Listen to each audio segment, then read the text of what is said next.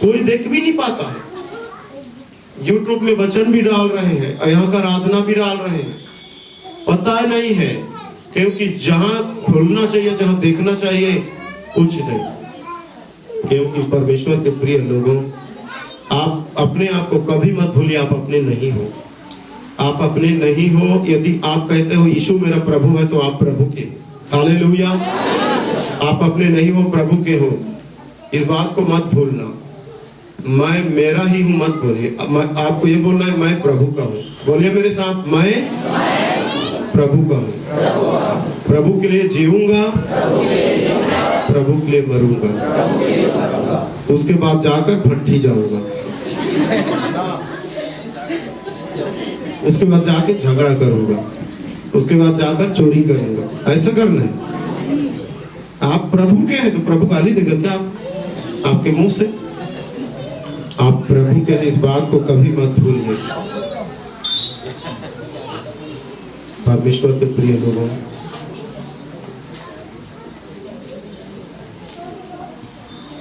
दूसरा कुरिन्थी 5:15 पढ़ेंगे जल्दी से।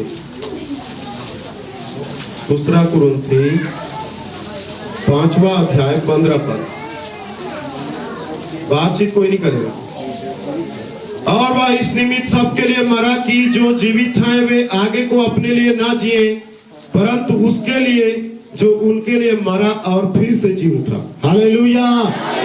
पौलुस क्या कह रहा है? और वह इस निमित्त सबके लिए मरा। सबके लिए लिखा है ना? ईसाइयों के लिए लिखा है, क्रिश्चियन लोगों के लिए लिखा है, सबके लिए। पूरी दुनिया के लोग आते हैं, सबके लिए मरा। और जो जीवित है वे आगे को अपने लिए ना जिए, परंतु उसके लिए जिए जो उनके लिए मरा और जी भी उठा। कौन मरा और जी उठा? नरेंद्र मोदी। कौन जी उठा? प्रभु यीशु मसीह मर के जी उठा। कोई बाबा जी, कोई साधु संत सन्यासी नहीं मर के जी उठा है। विश्व का इतिहास जानता है प्रभु यीशु मसीह मुर्दों में से जी उठा। हालेलुया। जिसको कब्र में रखा गया है, खोद कर देखना, उसकी छोटा मोटा हड्डी जरूर मिलेगा।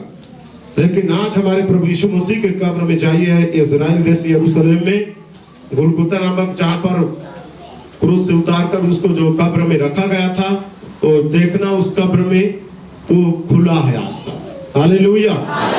जिनको उसी समय से जो लोग मरे हैं उनके कब्रों को खोल के देखना, हड्डी मिलेगा। छोटा मोटा हड्डी तो मिलेगा ही ना, हड्डी मिलेगा ही। अभी इधर मिट्टी के लिए गांव में हम लोग गए थे, तो वो लोग एक ऐसे जगह को खुदाई कर रहे थे जहां मिट्टी दिया गया है, वहां हड्डी निकल जाता।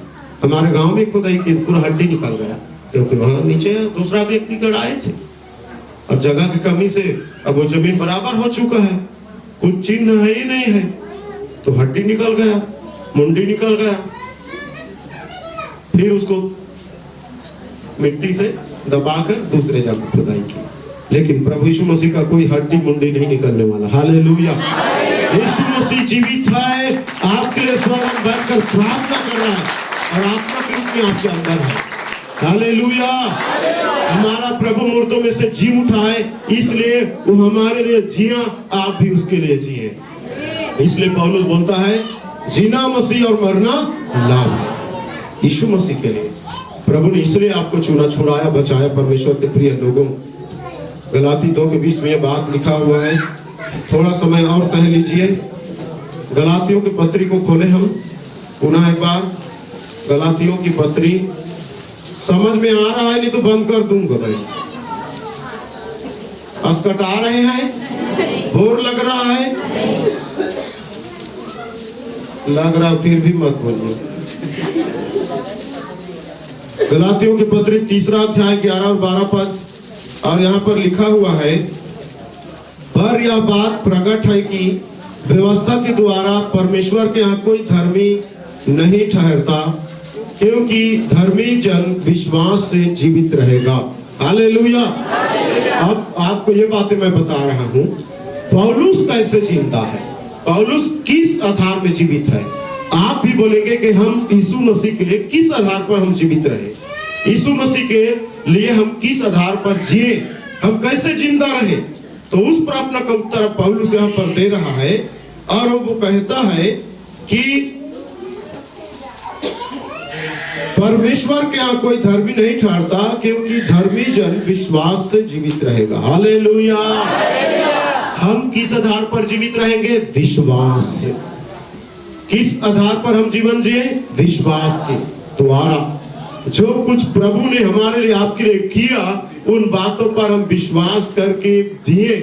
यीशु मसीह मेरे अंदर है करके हम विश्वास करके जिए। हालेलुया। है कि नहीं है? इब्रानियों की पत्री 12 पद को पढ़े। 12 पद में क्या लिखा है? पर व्यवस्था का विश्वास से कोई संबंध नहीं, क्योंकि जो उनको मानेगा वह उनके कारण जीवित रहेगा। हालेलुया। हालेलुया। व्यवस्था का विश्वास से कोई संबंध नहीं है, क्योंकि पुरानी में व्यवस्था के द्वारा कोई धर्मी नहीं ठहरता था, इस बात को याद रखना, परंतु उसके लिए बलिदान चढ़ाया जाता था। लेकिन अब नया नियम में हम विश्वास के द्वारा उद्धार को पाते हैं। विश्वास के द्वारा हम जीवित भी रहेंगे। विश्वास के द्वारा यीशु मसीह हमारे अंदर है। विश्वास के द्वारा वो हमारे अंदर जीता है, हमारे अंदर चलता फिरता है।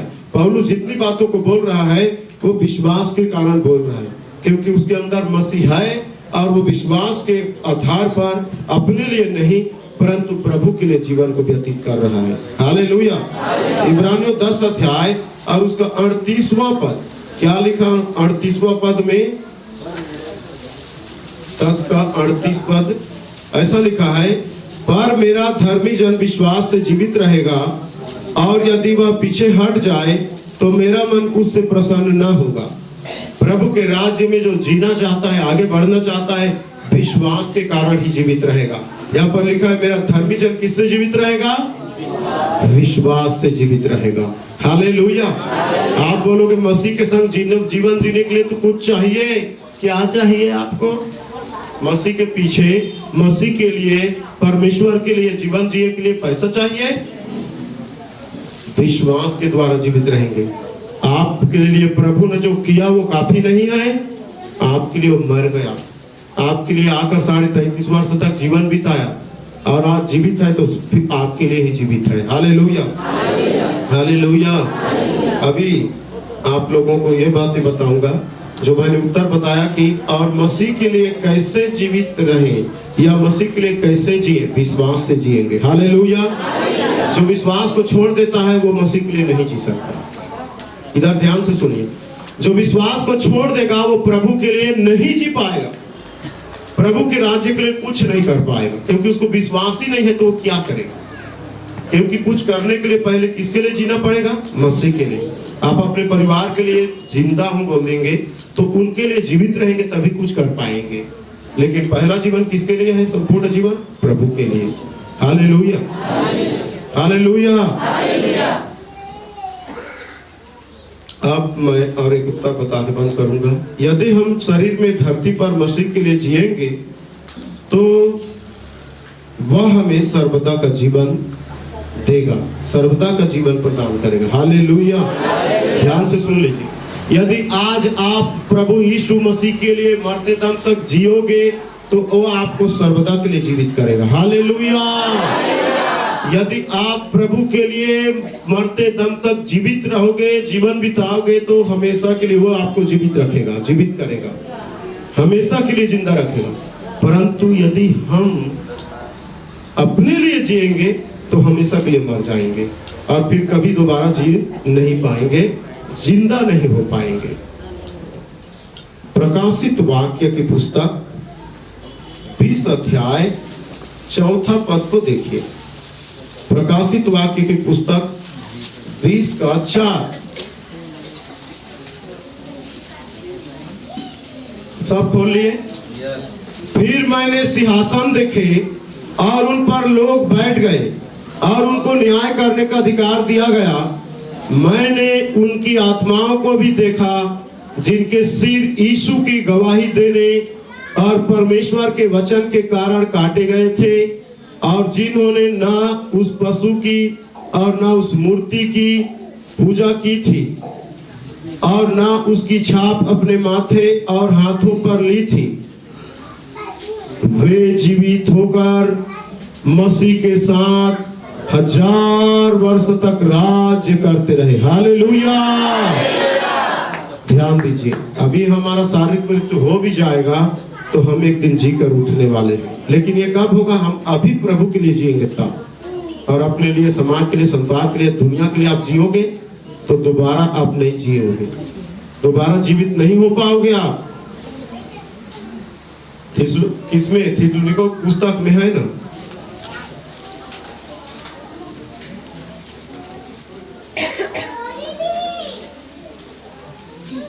पहला थिस्सलुनीकियों, जल्दी पढ़ रहा हूं मैं, मत खोलिए, लेट होगा।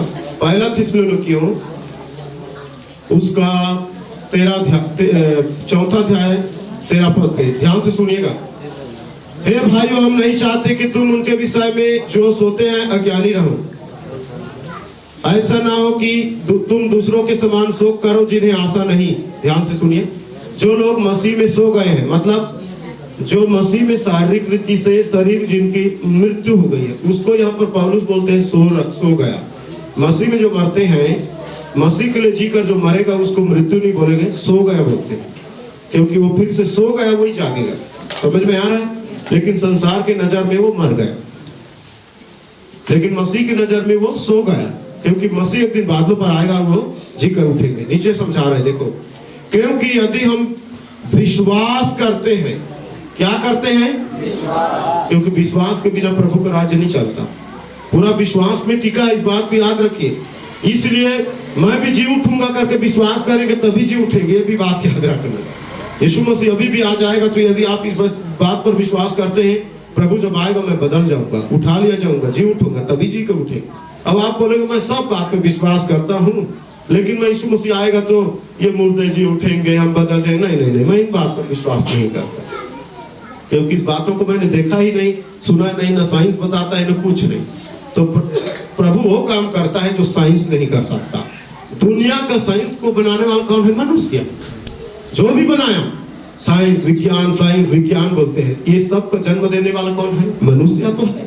और मनुष्य को जन्म देने वाला कौन है? प्रभु, परमेश्वर। तो बड़ा कौन है? परमेश्वर बड़ा है। तो जो वो कहता है वो सही है, ना कि लोग कहेंगे वो सही होगा। समझ रहे हैं? कोई डॉक्टर, कोई इंजीनियर, कोई वैज्ञानिक वो कहेंगे वो सही नहीं है। जो प्रभु कहता है, जो प्रभु का वचन कहता है, वो सही है। हालेलुया। क्योंकि हम मनुष्यों को बनाया कौन? परमेश्वर ने। इसलिए परमेश्वर के प्रिय लोगों, यहाँ पर कहता है, क्योंकि यदि हम विश्वास करते हैं कि यीशु मरा और जी भी उठा, तो वैसे ही परमेश्वर उन्हें भी जो यीशु में सो गए हैं उसी के साथ ले आएगा, मतलब उठा लेगा, जिंदा कर देगा। यीशु मसीह मरा और जी भी उठा, तो यीशु मसीह जैसे मर के जी उठा, वैसे हम भी जी के उठेंगे। हालेलुया। सचमुच मरा यीशु मसीह और क्या हो गया? जिंदा हो गया।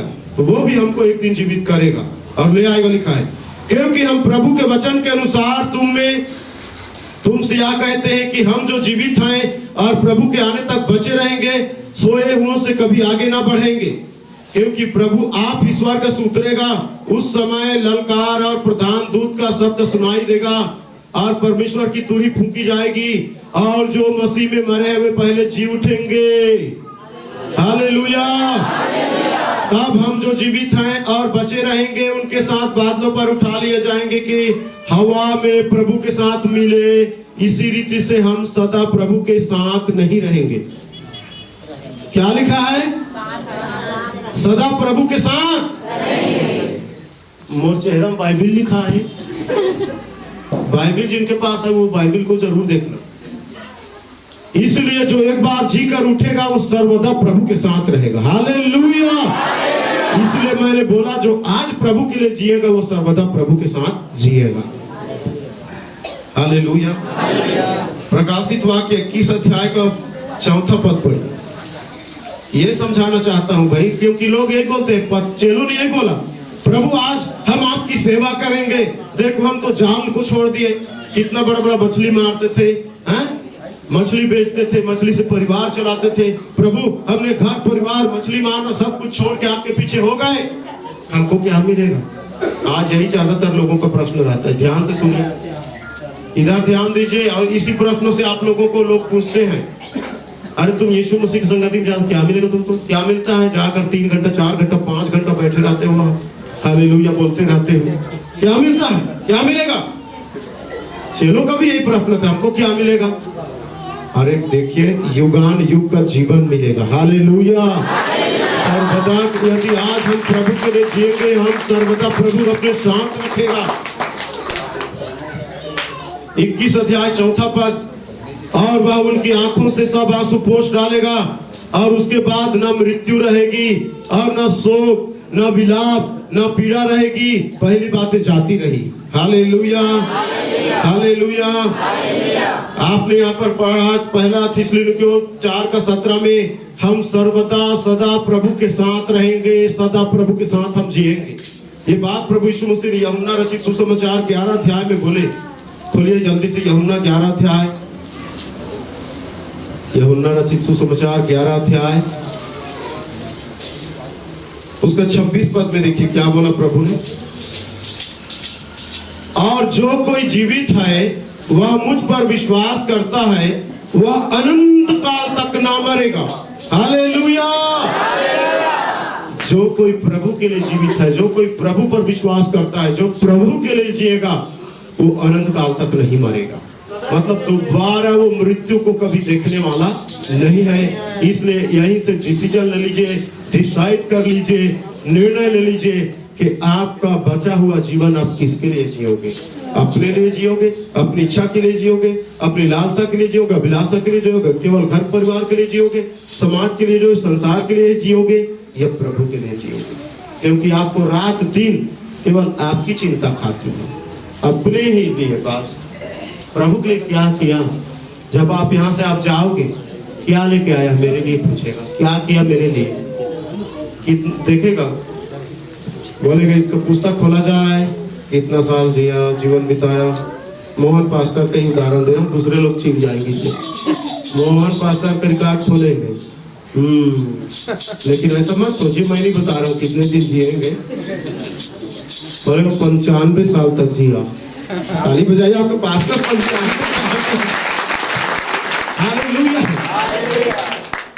95 साल तक। बोले क्या लाया मेरे लिए, क्या किया? काम का पुस्तक खोलिए। अगर बोलेगा 1000 लोगों को सुसमाचार सुनाया। कितना लोगों को? 1000 लोगों को। फिर बोले 500 लोगों को उसमें से बपतिस्मा दिया। इतने लोगों को स्वर्ग के राज्य में लेकर आया तो इनाम और प्रतिफल मिले। लेकिन अगर और कोई व्यक्ति है उसको बुलाएगा, इसका रिकॉर्ड खोलो, बोलेगा तू 120 साल तक किया। कितना? 120 साल। क्या किया? काम, चिंता, परिवार, घर, काम, चिंता, घर, परिवार, बस खत्म। कुछ किया? कुछ नहीं।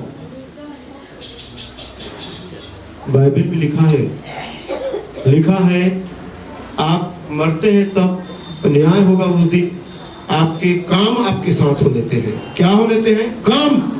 यहाँ अभी आप, जब हम जिंदा हैं, हम क्या कर रहे हैं वही काम हमारे साथ जाएगा। सोना चांदी रुपया पैसा जो यहाँ रहेगा, जमीन जायदाद, वो नहीं जाएगा। लेकिन आपने भलाई का काम किया, गरीबों को खिलाया, भूखों को खिलाया, 100 लोगों को सुसमाचार सुनाया, 20 लोगों को चर्च में लेकर आया, किसी को कपड़ा दिया, भूखा को खाना खिलाया, बीमार को मदद किया, हॉस्पिटल लेके गए, ऑपरेशन के लिए मदद किया। सब प्रकार के ये काम आपके, बुरे काम भी और अच्छे काम भी, दो जाएगा। ये दोनों काम जाएगा साथ में। इसलिए आज आप किसके लिए क्या कर रहे हैं? इसलिए मैंने बोला प्रभु के लिए जियोगे तो सब अच्छा काम करोगे। हालेलुया। और अपने लिए जियोगे तो अच्छा काम नहीं कर पाओगे। अपने लिए ही जीते रहोगे तो भलाई का भी काम नहीं कर पाओगे आप। इसलिए आपके काम आपके साथ हो लेंगे। कौन सा काम कर रहे हो आप, कैसा काम कर रहे हो, ये सब आपके साथ जाने वाले हैं। कोई साथ जाए या ना जाए, कुछ पैसा जाए ना जाए, आपके काम आपके साथ हो लेंगे। परमेश्वर के प्रिय लोगों, एक ही पद और पढ़ना चाहूंगा, मत्ती की पुस्तक 25 अध्याय और उसका 46 पद। मैं जान रहा हूं बहुत टाइम हो गया। मत्ती रचित सुसमाचार 25 अध्याय और उसका 46 पद। और वे अनंत दंड भोगेंगे परंतु धर्मी अनंत जीवन में प्रवेश करेंगे। Hallelujah, hallelujah. जो व्यक्ति अपने लिए जिएगा, जो व्यक्ति अपने लिए समय को बिताएगा, इस शरीर इस देह पर अपने लिए ही जीता रहेगा, सारे नशा, दारू, शराब, गुटखा, दुनियादारी, मौज मस्ती सब अपने लिए, इस देह को अपने लिए जिया, अपने लिए खर्चा किया, अपने लिए उड़ाया, चाहे तन मन धन हो, अपने लिए खत्म। वो उसके लिए लिखा है, वे अनंत दंड क्या करेंगे, भोगेंगे। सदा की मृत्यु, अनंत काल की मृत्यु क्या है, नरक की दंड है। आग और गंधक की झील, नरक सदा के दंड है, अनंत दंड, जिस दंड का कोई अंत नहीं है। अरे भाई, दंड का अंत हो जाता तो चल जाता, लेकिन युगान युग वो भी दंड पाते रहेंगे, तड़पते रहेंगे पीड़ा में। ध्यान से सुन लीजिए, इसलिए आज डिसीजन लीजिए, निर्णय कि आपको किसके लिए जीना है। इधर उधर को देखने वाले इधर देखिए, किसके लिए जीना है उसको ध्यान कीजिए। जवान लोग भी बोल रहा हूं, और जवान बोलने से अभी जिनका विवाह नहीं हुआ, और उसके बाद थोड़ा और जवान, मतलब जिनका विवाह हो गया है, और उसके बाद थोड़ा ढलते हुए उम्र, इसके बाद जो बुढ़ापे में पहुंच गए हैं, तो कितना समय आपके पास बाकी है पता नहीं, क्योंकि हम कब मरेंगे कोई पता नहीं है। तो आज हम जिंदा हैं, यही काफी है। ये हमारे पास जो टाइम है, समय, हम किसके लिए जी रहे हैं। और यहाँ से जाने के बाद आप काम से निकाल दोगे, आने वाला दिन में वचन लेकर आऊंगा, काम से निकाल दोगे कई घंटा अगर दिस पास्टर है, शायद 1 घंटा से ज्यादा हो गया मुझे पता है, लेकिन याद कीजिए अनंत दंड भोगेंगे। जो अपने लिए जिएगा तो अनंत दंड भोगेगा, लेकिन प्रभु का धन्यवाद हो, लिखा है धर्मी अनंत जीवन में प्रवेश करेंगे, जिस जीवन का कोई भी अंत नहीं है। इसलिए हम एक बार मर जाएं अपने लिए। किसके लिए मरे, प्रभु के लिए, अपनी सारी इच्छाओं के लिए, लालसाओं के लिए, अभिलाषाओं के लिए, बुरी आदतों के लिए, पापमय देह को क्रूस पर, पौलुस की तरह बोलिए, मैं भी यीशु मसीह के साथ क्रूस पर मर गया, मैं अब जिंदा नहीं हूं। कौन है मेरे अंदर जिंदा, यीशु मसीह। और ये बात तब आप बोल सकते हो जब आप प्रभु के लिए जीते हुए दिखाओगे, प्रभु के लिए बोलते हुए दिखाओगे, प्रभु के लिए भले काम करते हुए दिखाओगे, प्रभु के रास्ते पर चलते हुए दिखाओगे, प्रभु के लिए सारे काम, तब आप कह सकोगे मैं मसीह मेरे अंदर जीवित है। और आप चाहकर वही काम करने लगोगे, तब आप कैसे बोल सकते हो कि आप अब मसीह के लिए जिंदा हो। झगड़ा, लड़ाई, चारी चुगली, खुदाई, न प्रार्थना 5 मिनट का, केवल संसार के काम में अपने आप को व्यस्त करके त्रस्त कर दोगे। कितना समय दिया प्रभु के लिए। प्रियो, ध्यान से सुनिए, आइए अपने आंखों को यहीं पर हम बंद करें। यदि आप इस वचन को समझ गए हैं आज, तो अपने आप को प्रभु के हाथ में समर्पित करें। परमेश्वर के बेटे बेटियों, अपने आप को